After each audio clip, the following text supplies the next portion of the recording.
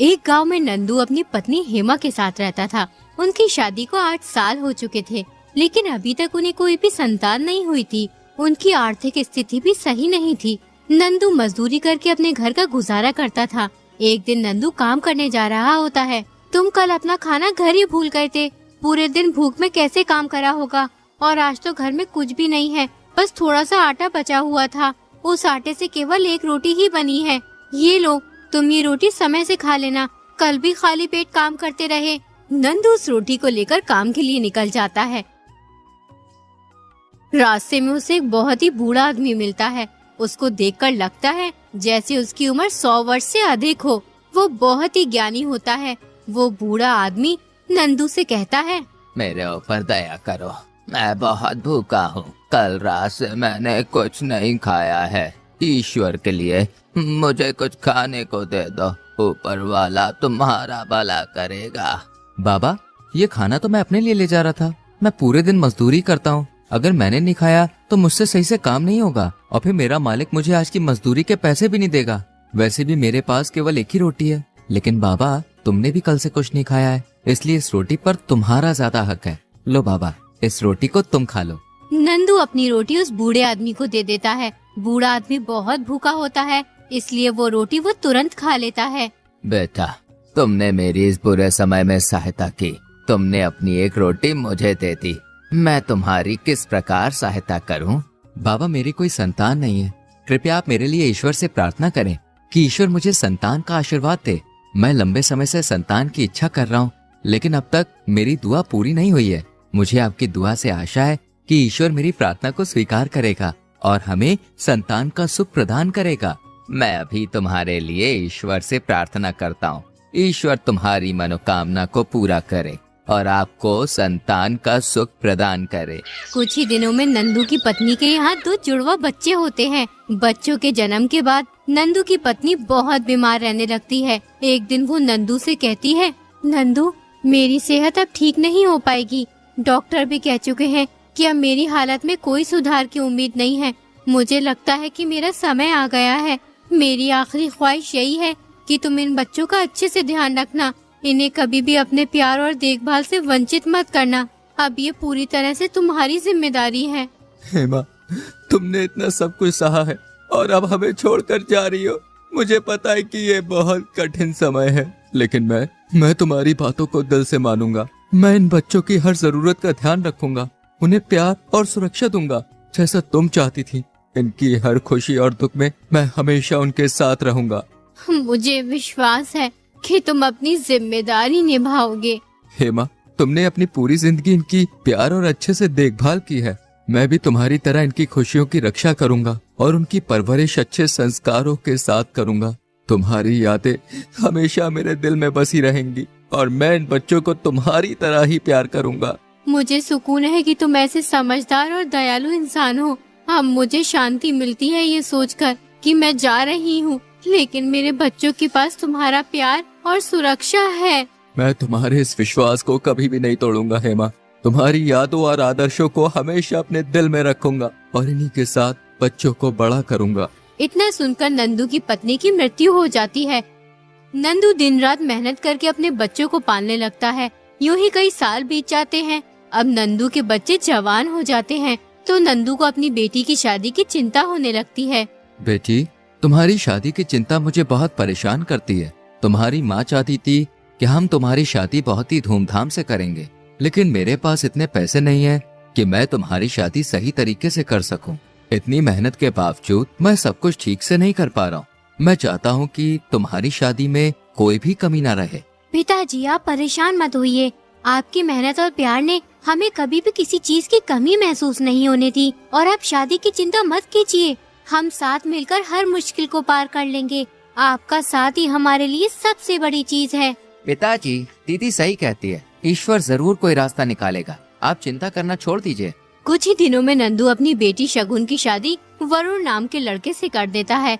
वरुण एक किसान होता है। उसके पास 5 बीघा जमीन और 2 गाय होती हैं। जमीन पर खेती करके ही घर का गुजारा होता है। शगुन की सास बहुत ही बुरी औरत होती है। वो हर छोटी से छोटी बात पर शगुन को परेशान करती है। देखो तो सही, कैसे आवारा ऊँट की तरह इधर उधर फिर रही है। शर्म लिहाज है कि नहीं? या वो भी बेच खाई? तेरी माँ ने कुछ सिखाया था या नहीं? क्या हुआ अम्मा जी, मुझसे कोई गलती हो गई है क्या? अरे तेरे से गलती कब नहीं होती। क्या हाल बना रखा है घर का, अभी तक झाड़ू भी नहीं लगी है। खाना तो पता नहीं कब बनाएगी। लोगों को भूखा मारने की सोचा है। समय से कोई काम नहीं करती है, बस लौंडी बनी फिरती है। अम्मा जी घर में बहुत सारे काम है, इतने सारे काम एक साथ करना बहुत मुश्किल है। खाना बनाना और झाड़ू पोछा करने को तू बहुत सारा काम कहती है।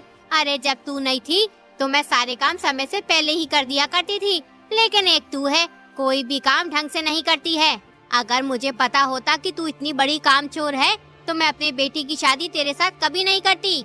इतने में ही वरुण आ जाता है। क्या हुआ माँ, इतना शोर क्यों मचा रखा है? अरे मैं क्या बताऊं। अरे अपनी लाडली बीवी से पूछो क्यों इतना शोर मचा के रखा है। सारा दिन कुछ काम नहीं करती है, घर मुंह फाड़े पड़ा है, लेकिन इसे किसी काम से कोई मतलब नहीं है। जो करूंगी मैं ही करूंगी। शगुन, मैं क्या सुन रहा हूँ? तुम घर का एक काम भी नहीं करती हो, सारा काम माँ करती है।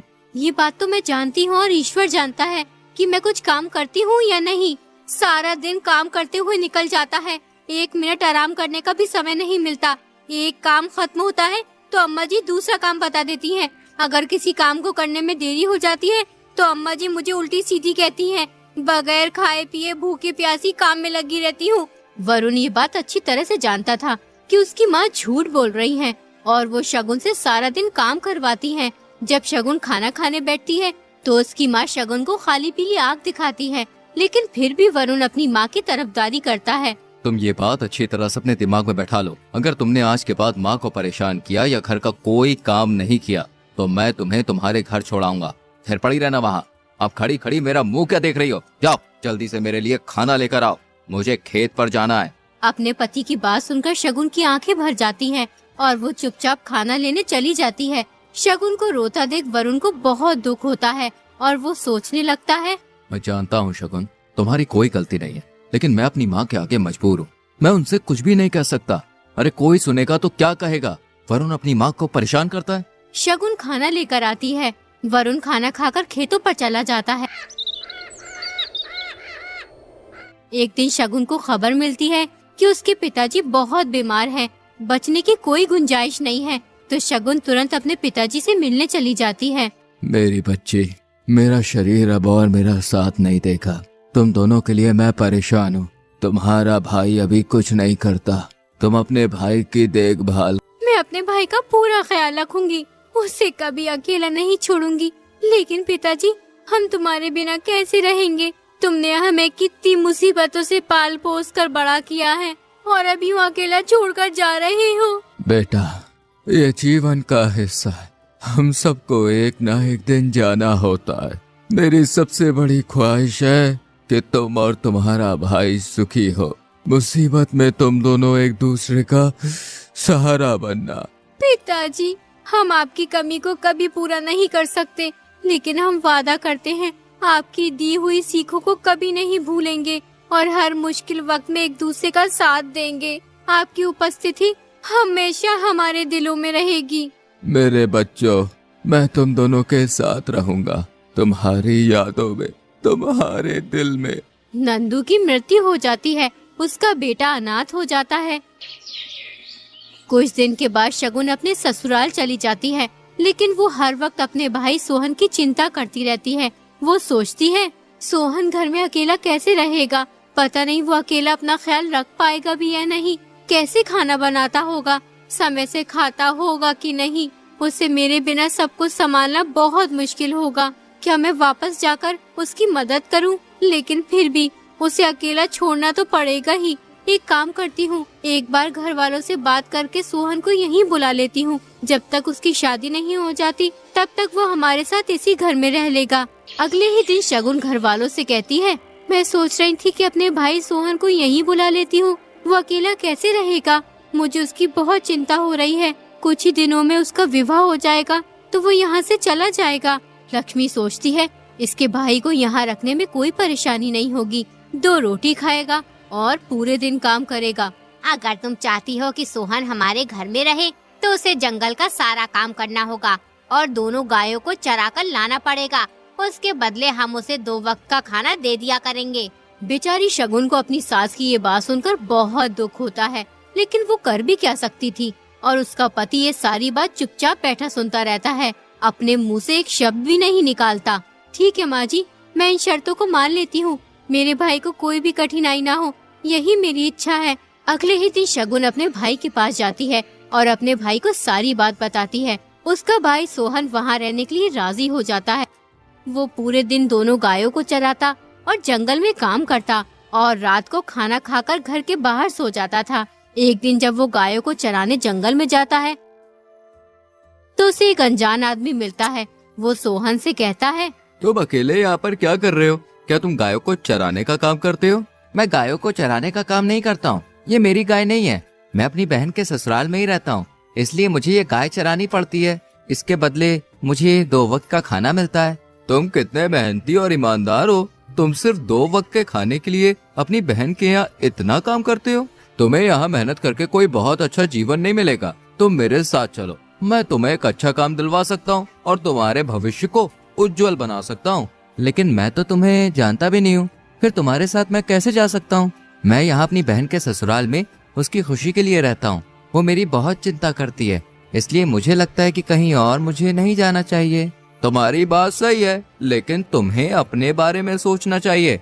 तुम्हारी बहन के घर में तुम्हें कितना कष्ट सहना पड़ता है। तुम पूरे दिन गायों को चराते हो, उसके बदले तुम्हें सिर्फ 2 वक्त का खाना ही तो मिलता है। मेरे साथ चलकर तुम एक नई शुरुआत कर सकते हो।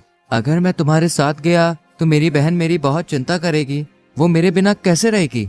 हमने अपने पिताजी से वादा किया था कि हर मुश्किल वक्त में हम दोनों एक दूसरे के साथ खड़े रहेंगे। मैं उसे यूं अकेला छोड़कर कैसे जा सकता हूँ? तुम्हारी बहन एक अच्छी महिला है, लेकिन तुम्हें उसके ऊपर बोझ नहीं बनना चाहिए। तुम्हारी वजह से वो अपने ससुराल वालों से कितनी बातें सुनती होगी।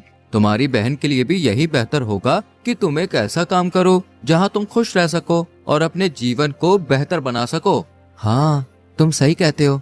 बहन के घर में बोझ बनने से अच्छा है कि मुझे कहीं और जाकर पैसे कमाने चाहिए, जिससे मैं एक अच्छा जीवन बिता सकूं। मेरी बहन के लिए भी यही बेहतर होगा। मैं तुम्हारे साथ चलने के लिए तैयार हूँ। बहुत बढ़िया, चलो अब हम चलते हैं, हमें काफी दूर जाना है। सोहन अनजान आदमी के साथ चला जाता है। शाम को जब सोहन घर नहीं लौटता तो शगुन को बहुत चिंता होने लगती है। वो अपनी सास से कहती है, माँ जी, सोहन अभी तक नहीं लौटा है। पता नहीं आज इसने इतनी देर क्यों कर दी। हर रोज तो सूरज ढलने से पहले ही आ जाता है, लेकिन आज अभी तक नहीं आया। ये तू क्या कह रही है? तेरा भाई अभी तक नहीं लौटा? आखिर कहाँ गया वो? कहीं वो मेरी गायों को बेचकर फरार तो नहीं हो गया? अगर ऐसा हुआ तो मैं तेरी जान ले लूंगी। लक्ष्मी जल्दी से अपने बेटे वरुण को अपनी गायों की तलाश में भेजती है। जंगल में उसे अपनी दोनों गायें मिल जाती हैं, लेकिन उसे सोहन कहीं दिखाई नहीं देता। वरुण दोनों गायों को अपने घर ले आता है। यूं ही कुछ दिन बीत जाते हैं, लेकिन सोहन का कोई पता नहीं चलता। सभी गांव वाले मान लेते हैं कि शगुन का भाई मर चुका है। खैर, दिन महीने साल निकलते रहे।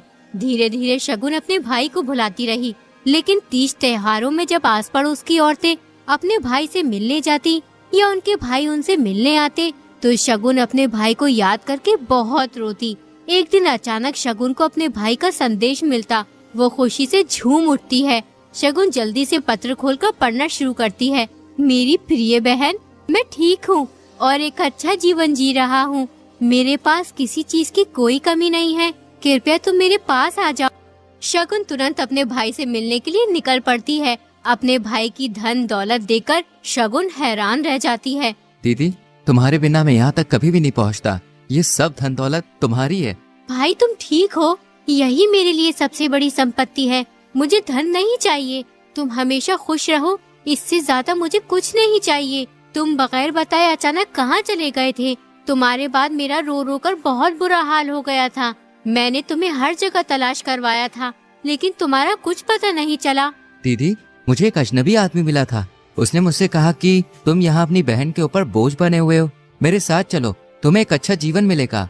मैंने सोचा कि ये आदमी सही कह रहा है। मैं कब तक यूँ बहन के ससुराल वालों के टुकड़ों पर पलता रहूंगा? एक न एक दिन तो मुझे काम जरूर करना ही पड़ेगा। इसलिए मैं तुम्हें बगैर बताए आ गया। ऊपर वाले की दुआ से आज मेरे पास सब कुछ है। मेरे भाई, तूने सही किया जो तू वहाँ से चला गया, वरना आज भी तू मेरे ससुराल वालों की गुलामी ही कर रहा होता। तुझे देखकर आज मैं बहुत खुश हूँ। भाई तू अब शादी कर ले, तेरा घर बस जाएगा, फिर मुझे तेरी किसी बात की चिंता नहीं रहेगी। दीदी अब तुम मेरी चिंता करना छोड़ दो, मुझे अब कोई परेशानी नहीं है क्योंकि मैंने शादी कर ली है। तुम्हारी भाभी का नाम सोनम है, आओ मैं तुम्हें उससे मिलवाता हूँ। सोहन अपनी बहन को अपनी पत्नी सोनम से मिलवाता है। सोहन की पत्नी को देखकर शगुन बहुत खुश होती है। उसके बाद सोहन अपनी बहन को बहुत सारा धन देकर विदा कर देता।